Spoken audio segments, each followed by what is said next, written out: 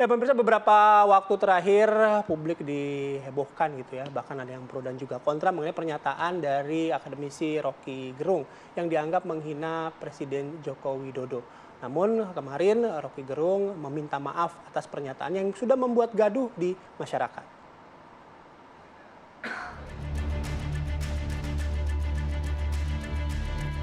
Setelah melempar polemik di ruang publik yang dianggap menghina Presiden Joko Widodo, akademisi Rocky Gerung akhirnya meminta maaf. Permintaan maaf tersebut dilakukannya karena telah membuat kegaduhan yang bisa menciptakan keonaran di publik. Rocky pun menjelaskan bahwa kritik tajam yang dilontarkannya itu tidak diarahkan ke pribadi Presiden Jokowi. Efek dari pernyataan itu, berbagai kegiatan di daerah terancam batal. Sejauh ini Rocky Gerung sudah dilaporkan sejumlah pihak ke kepolisian atas dugaan penghinaan terhadap Presiden. Di Polda Metro Jaya saja sudah ada 3 laporan yang masuk. Sementara laporan yang diajukan ke Barreskrim Polri ditolak karena harus ada keterangan langsung pihak yang dirugikan. Lantas bagaimana nasib kasus ini meski sang pengkritik sudah meminta maaf? Tim TV One mengabarkan.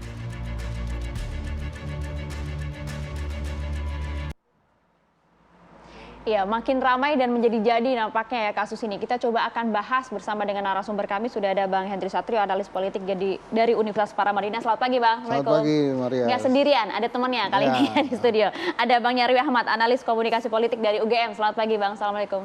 Pagi. Assalamualaikum. Makasih sudah hadir. Ya. Nampaknya jadi makin ramai nih, Bang, makin panjang. Bahkan Barreskrim kemarin juga sampaikan ada 13 pelaporan dan juga 2 pengaduan yang diterima oleh Barreskrim Mabes Polri. Di sejumlah daerah juga kita lihat banyak penolakan terkait dengan Rocky Gerung yang akhirnya kemudian meminta maaf karena membuat onar. Bang Hensat, lihatnya bagaimana, Bang? Ya, saya rasa Rocky sadar betul ya bahwa dirinya memang memacu kontroversi yang bisa menyebabkan bentrokan di masyarakat gitu kan. Ini kan tentang eksistensi nih. Bang Rocky ini baik betul karena menyediakan eksistensi buat relawan Jokowi, gitu ya. Karena begitu dia bicara, terus kemudian ada sedikit percikan kritik yang tajam, gitu ya. Relawan Jokowi, alhamdulillah ada panggung lagi, gitu kan. Kemudian rame-rame melaporkan Rocky, gitu. Padahal sama-sama kita tahu bahwa itu kan delik aduan ya, sehingga harus Pak Jokowi sendiri yang mengadukan. Tapi dalam hal ini saya angkat 2 jempol ke Pak Jokowi itu. Dia terlihat sekali negarawannya ya. Dengan santai dia bicara itu, kecil itu, saya kerja aja gitu. Nah mestinya relawan-relawan Jokowi itu kalau mau memperlihatkan kesungguhan gitu ya, bahwa mereka loyal ke Pak Jokowi, kerja juga tuh gitu.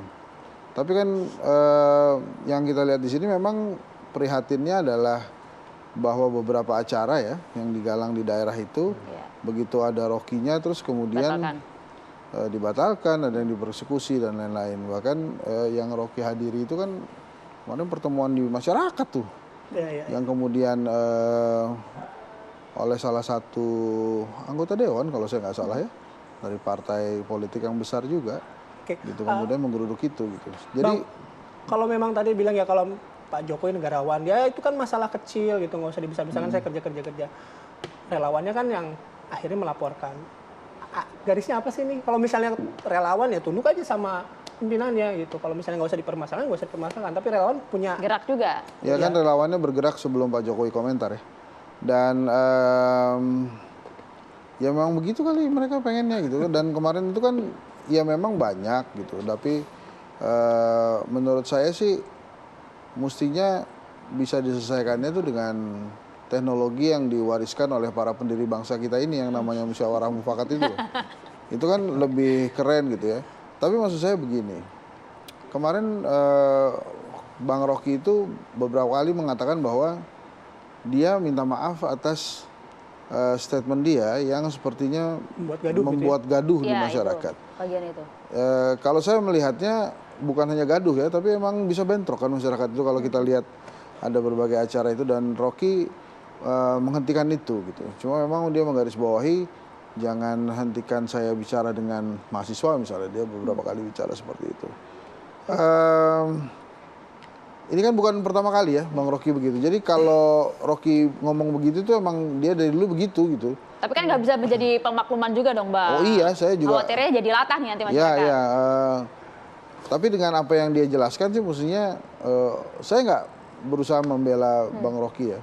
Tapi saya tuh kadang-kadang suka sedih dengan respon reaktif yang lapor gitu loh. Berlebihan. Kalau menurut saya tuh dikit-dikit lapor tuh kan sudah diajarkan seperti yang tadi saya bilang itu loh. Musyawarah mufakat. Oke, ini dari Bang Mas Hensat. Nyarwi gimana, Saya Mas? menyari.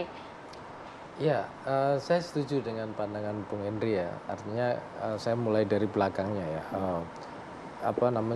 Kalau kita mengelola perbedaan dalam pendapat atau komunikasi, itu sebenarnya kan ya prinsipnya salah satunya diskusi dan musyawarah mufakat.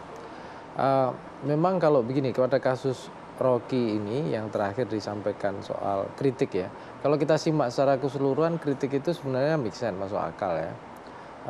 Yang dikritik atau yang di ini presiden ya, kebijakan ya. Kebijakan. Dan kenapa ini memunculkan kontroversi? Itu kan salah satunya karena bukan hanya menyinggung Presiden Jokowi, tapi soal kebijakan IKN juga. Tapi kan, itu gitu. termasuk penghinaan atau kritikan menurut Anda, Bang? Kalau menurut saya itu kritikan. Karena apa? Karena yang dikritik kebijakannya. Gitu kan. Dan di situ juga sebenarnya di sini ada dua sisi ya. Kalau kita orang komunikasi itu kan ada namanya speak act teori ya. Jadi kira-kira gini, bahasa ini kan permainan kata-kata permainan bahasa, dan bahasa itu permainan gitu, dan Rocky bermain betul dengan itu gitu. Nah kemudian ketika mengkritik IKN gitu contohnya ya, dengan menyebutnya BT ya, tidak pakai S ya, karena kalau pakai S yang jadi ngetop nanti gitu ya. Nah itu kan sebenarnya bahasa-bahasa yang kata dia kan untuk bahan diskusi, untuk sering dipakai diskusi keakraban gitu. Ya kenapa? Karena memang salah satunya begini loh. Ini contoh saja, IKN itu berat loh. Artinya politisi yang berani seperti Pak Jokowi itu luar biasa loh. Berani menanggung risiko dengan visi yang berat. Karena saya sendiri Bung Henry itu pernah beberapa kali bikin survei. Tahun 2020 misalnya IKN itu yang support masih kecil 30-an, tapi belakangan misalnya naik sampai tahun 2022 itu ya yang support ya itu sekitar hampir 60-an%. Artinya Pak Jokowi kan berusaha meyakinkan. Ini kan pekerjaan yang menguras tenaga. Makanya kalau mau gampangnya katanya ngapain capek-capek kan gitu. Makanya kata B dan T itu semua masuk akal, dalam arti ya ngapain capek-capek untuk melakukan sesuatu yang besar yang mau diwariskan gitu. Kalau mau jadi presiden, nah itu contoh lah ya. Artinya banyak tafsir. Tapi sekali lagi dalam speak teori itu implikasinya itu adalah pada audiennya yang punya tafsir yang beda-beda. Kayak tadi relawan tadi itu misalnya, dia bisa menafsirkan dengan hal yang berbeda, yang mungkin dianggap itu melecehkan atau menghina atau apa misalnya. Jadi ada pelaporan itu wajar atau tidak, Mas Nyarwi? Ya wajar saja, tetapi sekali lagi ya Pak Jokowi kan sendiri sudah bilang, kita ngomong speak act juga teori ya di situ. Pak Jokowi itu hal kecil. Saya kerja, artinya fokusnya kan apa? Fokusnya pada hasil gitu loh. Ini kan proses demokrasi, memang demokrasi riuh begini. Tapi yang penting itu hasil dari demokrasi kan apa kan gitu. Kalau bisa menghasilkan sesuatu yang bagus ya nggak apa-apa kan gitu. Kenapa tidak gitu ya? Kita lanjut ya nanti ya. Kita harus break dulu ya. Masih agak mulai panas nih Pak Henry sama Mas Nyarwi tadi masih lemes. Tapi kita lanjut lagi ya sesaat lagi di Apa Kabar Indonesia Pagi. Iya, kita lanjutkan diskusi pemirsa. Adi masih bersama dengan Bang Nyarwi dan juga Bang Henry Satrio. Tadi kalau Bang Hensat sampaikan, Pak Jokowi santai-santai aja dong, santai-santai aja kok, harusnya di bawahnya juga dong relawan dan juga lain-lain. Tapi Bang, KSP kenceng loh Bang, KSP kenceng sekali, bahkan akan ada jeratan hukum yang akan menjerat Rocky Gerung. Bahkan juga kalau kita lihat di daerah-daerah banyak pembatalan terkait dengan kedatangan Rocky dan juga acara Rocky Gerung. Kalau dilihat ini ada benang merahnya nggak? Ada relawan dengan KSP. Ya ingin diperhatikan Pak Jokowi lah, kurang lebih benang merahnya itu. Tapi itu hak loh, maksud saya teman-teman relawan pun melakukan pelaporan, terus kemudian protes itu hak juga gitu. Jadi harus dihormati. Kemudian Pak Muldoko, Bang Ngabalin keras juga ya, memang harus dihormati. Tapi mau saya begini, Pak Jokowi ini kan approval ratingnya tinggi. Ya. Kalau di kedai kopi 77% lebih tuh. Nah, mestinya approval rate yang tinggi ini memang saat ini sedang dimanfaatkan betul oleh Pak Jokowi untuk menjaga demokrasi kelihatannya. Karena kan kalau dari hasil survei itu approval rate yang tinggi ini gara-gara infrastruktur dan bansos. Nah, kalau dia gunakan approval rating yang tinggi ini, dia dengan menjalankan implementasi demokrasi, misalnya seperti sekarang, itu namanya dia masih makin melambung tuh nantinya. Jadi bukan hanya infrastruktur dan bansos, tapi demokrasi di era dia itu juga diakomodir dan baik-baik aja. Dan salah satu momen terbaiknya bukan hanya ini, nanti pas pemilu 2024 menjalankan dengan baik tuh KPU dan Bawaslu-nya didirijenkan dengan baik sebagai penguasa kan, itu approval rate-nya bukan hanya sekedar angka nantinya, juga diingat gitu. Nah, mestinya kalau demokrasinya dijaga oleh Pak Jokowi seperti sekarang, ini pemilu bakal aman-aman aja dan riang gembira. Nah, itu balik lagi ke yang tadi kan tadi ditanya ini apa persamaannya atau benang merahnya. Satu tadi saya bilang kan, ini pengen dilihat Pak Jokowi. Kemudian yang kedua itu hak mereka juga. Kemudian yang ketiga, dengan teman-teman relawan, kemudian KSP yang keras, itu demokrasinya makin terlihat. Jadi nggak cuma ada kritikan dari masyarakat yang keras, tapi juga pemerintah juga bela dirinya juga kencang tuh. Jadi ini sebetulnya demokrasi yang terjadi sehat seperti ini gitu. Sehat Bang seperti ini Bang. Asal jangan lapor-lapor gitu. Lapor udah banyak tadi berapa 30 ya? 30 pelaporan Bang. Iya. Laporannya dikumpulin sama Polda Metro Jaya, tapi kan ini kita juga belum tahu juga apa yang akan dilakukan. Oke, Mas Nyarwi gini, tapi kalau misalnya tadi soal, yaitu Mas Nyarwi sepakat ini adalah kritik begitu ya. Rocky menyebutkan bahwa, Bang Rocky menyebutkan bahwa saya tidak menyerang individu, tapi lembaga. Tapi bukankah itu melekatnya? Gimana ngasih? Ya minimal ke kita lah yang gitu. Pemahamannya gimana? Kan itu melekat mau gimana pun. Ya, begini, kalau misalnya presiden itu kan memang tidak ada, dia multibody ya. Jadi dia sebagai individu, kepala negara, kepala pemerintahan, dan banyak hal-hal yang atribusi yang melekat di dalamnya. Nah, kritik Rocky itu kan kritik pada dia sebagai pejabat publik dan kebijakannya, spesifik kebijakannya saya lihat di kontennya lah ya. Nah, tadi kata Bung Hendri ya soal kaitannya dengan demokrasi. Saya setuju bahwa sekarang kita lihat aja ya, sejak Pak Jokowi membutuhkan dukungan parlemen yang besar dan kemudian berusaha menjalin ini karena kita punya agenda besar termasuk IKN dan seterusnya, maka kan kesannya itu kan kritik-kritik yang berbeda atau suara berbeda di parlemen itu kan nggak terdengar. Walaupun ada, kita lihat pasti ada kalau diskusi di komisi-komisi itu pasti undang-undang juga ada, tetapi tidak terdengar ke publik. Jadi suara oposisi seakan-akan tidak terrepresentasikan. Dan orang kayak Rocky ini saya lihat ya tipe oposisi jalanan kan gitu. Ya, yang kemudian kalau dia tidak setuju, memang gayanya begitu kan gitu dari dulu kan gitu. Kadangkala, nah itu tadi ada kata-kata yang kadangkala dengan budaya yang berbeda itu rasanya berbeda memang, tidak nyaman gitu bagi yang lain.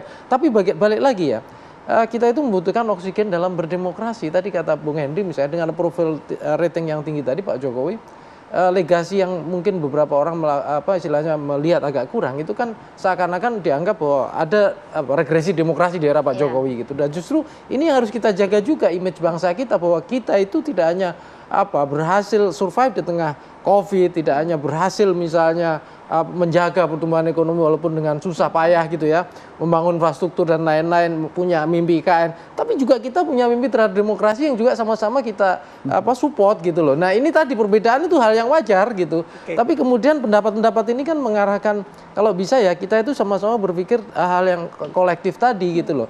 Bahwa masing-masing parsial punya positioning sendiri-sendiri ya. Relawan ya wajar gitu ya ini ya. Tapi kemudian balik lagi kita jangan lupa pada hal besarnya itu gitu. Oke, tapi dalam konteks demokrasi tadi yang kehidupan demokrasi, Bang Hensat, saya tidak ingin mendahului polisi juga karena polisinya laporannya udah di polisi gitu. Jadi proses. Patut diproses apa enggak sih dalam konteks demokrasi ya? Kalau dalam konteks demokrasi dan hukum beda nih. Kan, Kalau hukum itu kan delik aduan harusnya jadi Pak Jokowi yang memproses itu. Kalau laporan relawan sih saya yakin polisi pasti lebih paham tuh untuk menyikapi laporan relawan. Kalau saya sih melihatnya Rocky ya emang gitu, relawannya emang gitu. Jadi emang ya gitu, emang gitu ya. Jadi ada pemerintah kita yang bisa makanya saya bilang KSP juga ya emang gitu. Bahkan kan gayanya Rocky itu kalau Bayu lihat kemarin press conference ya Maria, wartawan tuh ada yang ngomong, Bang Rocky hari ini nyebelin gitu. Nyebelin apa ngeselin gitu. Tapi emang dia begitu gitu. Jadi emang kadang-kadang bahkan saya juga pernah nanya sama Rocky, Bang, abang tuh kelihatannya intel ya. Abang tuh ngedungu-dunguin orang tuh aman-aman aja gitu. Karena dia paham apa namanya batasannya gitu. Dalam konteks momen yang terakhir ini, Iya. itu saya lihat Rocky punya kontribusi loh. Oh, iya. Dalam hal? Gini, biasanya relawannya Pak Jokowi itu kan kemarin katanya terbelah ya, ada yang ke Pak Ganjar, ada yang ke Pak Prabowo. Nah ini bersatu. Nih. Jadi masalah panggung kan. Alhamdulillah panggung. Ini punya kontribusi juga namanya ya. Jadi menarik ini. Oke, tapi kalau dilihat pembatalan beberapa kegiatan Rocky Gerung di sejumlah daerah, ini Nah, ada itu. hubungannya nggak sih dengan kerasnya KSP saat ini? Nggak, kalau menurut saya itu nggak tepat. Karena nggak ada alasan kemudian ada warga negara lain mencegah warga negara lain bicara. Apalagi itu anggota DPR tuh, Ya. yang harusnya lebih paham daripada rakyat biasa.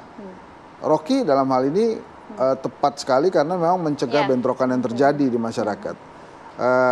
Itu sebetulnya anggota DPR-nya itu harusnya yang memberikan pengarahan, pelajaran, pendidikan berpolitik yang baik gitu ya. Karena kalau dilihat-lihat ya emang gitu. Jangan kemudian, kan tadi yang saya bilang emang gitu itu kan Rocky, relawan, KSP, itu jangan sampai anggota DPR juga emang gitu. Ikut-ikut gitu ya. kan. Jadi kita lihatlah ini 30 pelaporan dan juga 2 pengaduan di Barreskrimnya akan seperti apa Ya, nasibnya. karena highlightnya tadi ya Rocky emang begitu ya, relawan emang begitu ya, emang begitu memang begitu, ketemunya emang Tapi begitu. hukum juga begitu. Kita lihat hasilnya seperti apa. Terima kasih Bang Nyarwi. Terima kasih. Terima kasih, Bang Henry Maria. Satrio. Kita